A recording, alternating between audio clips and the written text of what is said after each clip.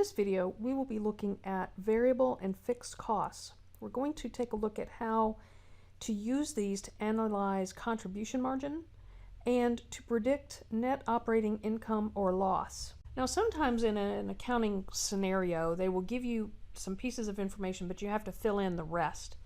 And on this particular problem, they give you what is highlighted in yellow, and they're expecting you to fill out the rest of this table.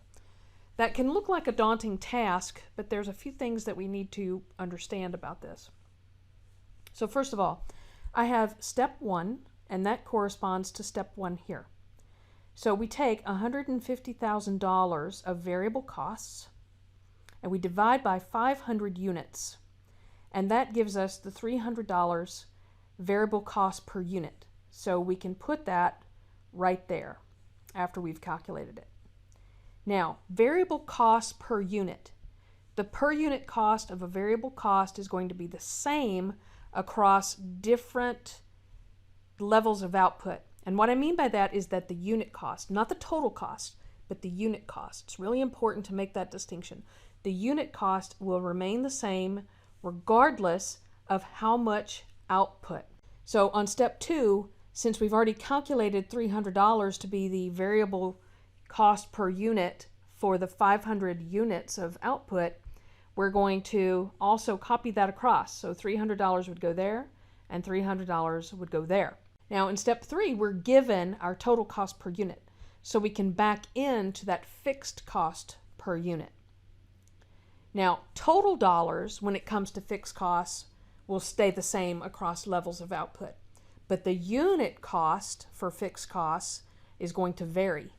So now that we've calculated that $300, we can come up with here in step 4 what our total fixed cost per year is going to be. So it's the $300 we calculated here in step 3 times the 800 units. That gives us $240,000 that we enter right there. Now, since the fixed costs, total costs, not the per unit, but the total costs for fixed costs is the same for every scenario, we just copy 240,000 here and we copy it here.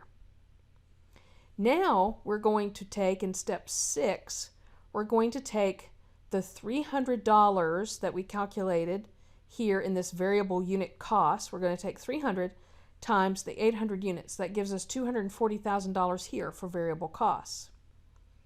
The $300 also for variable costs under the 1,500 quantity scenario gives us $450,000. So that's this 300 times 1,500 gives us $450,000 variable costs.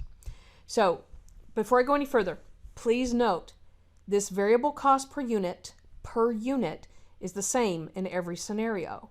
However, the total variable costs is going to be different because of the fact that our production units are going up.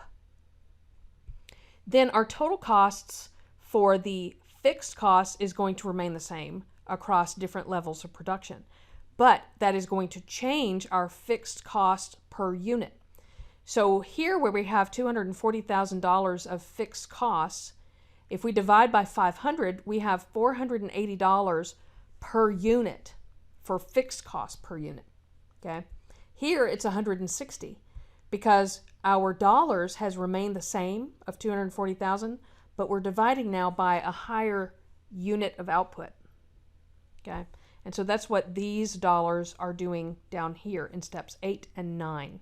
Now what we want to do is look at what is the contribution margin, assuming that a bike sells for $700. Okay?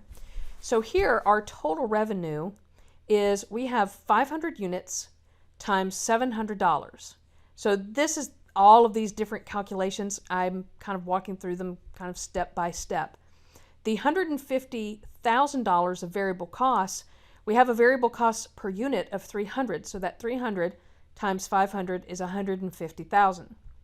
So our contribution margin is the difference between those two numbers. So it's 350 minus 150 gives us $200,000.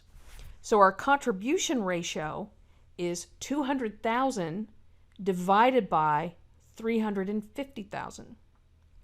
So the rest of these calculations are following the exact same model. Notice, however, our contribution margin ratio, regardless of how many units we're producing, remains the same in the different scenarios. And then finally, we want to calculate our net operating income, assuming that sales price is $700. So here we will have total revenue of 500 units times $700.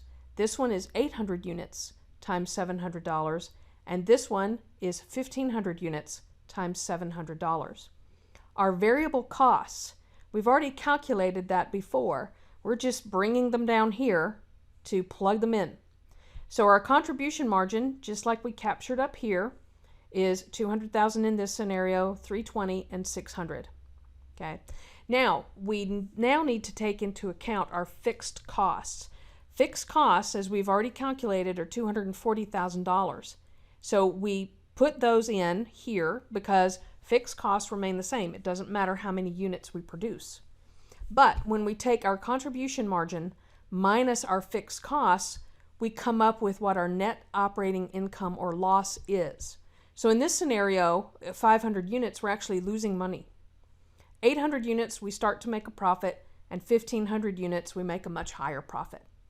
So I hope that helps to understand how the fixed and variable costs can impact your contribution margin, impact your net operating income, and show you how certain unit costs remain the same across different levels of production, and different total costs will remain the same over different production units.